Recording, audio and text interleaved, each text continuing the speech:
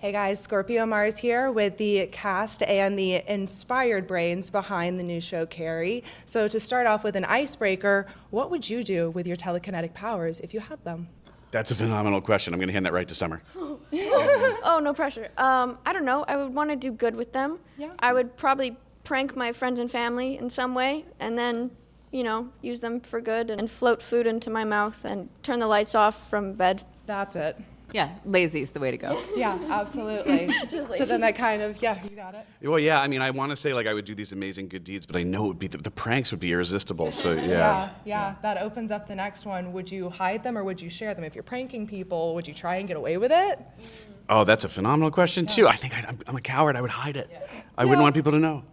Yeah. I would also hide it. I would tell, my loved ones, but that's it. Yeah. I've seen Carrie. I would hide it. Very fair. Well, then on that note, in Carrie, an act of kindness is such a pivotal part of the story. So what can you say about the impact of a single act of kindness amidst grief, pain, or even bullying?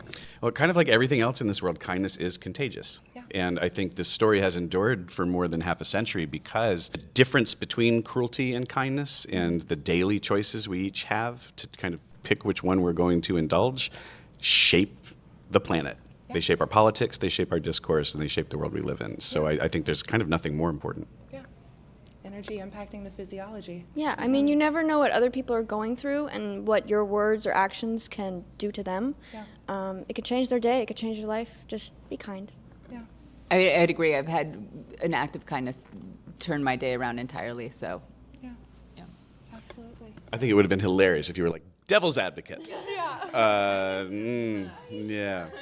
Yeah, no, because I mean, that's on a very positive note, but on the other end, I mean, working with something like this, trying to work with the human psyche in these emotions, digging in deep, what emotions do you think you pull on to enhance fear in your audience? Because there's complementary emotions to that can make the experience a little bit more. It's interesting because this is a story that, it's King's first published novel, and it was before he became kind of the king of horror.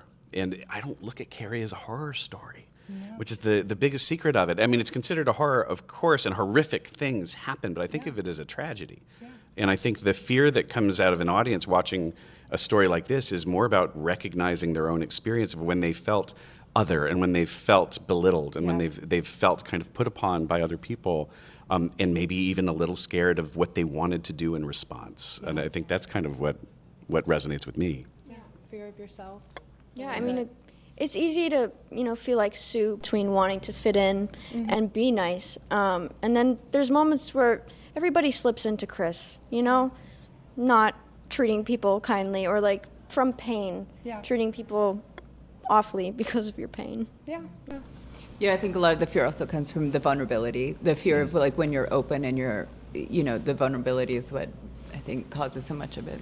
Yeah, no, when you engage your audience to be vulnerable about themselves and think about themselves in relation, you don't have to have superpowers to feel like you don't belong. So it's interesting. Thank you for your very, insightful and wonderful answers. I really appreciate you taking the time. Thank you. Thank you for your time. Guys. Thanks for watching.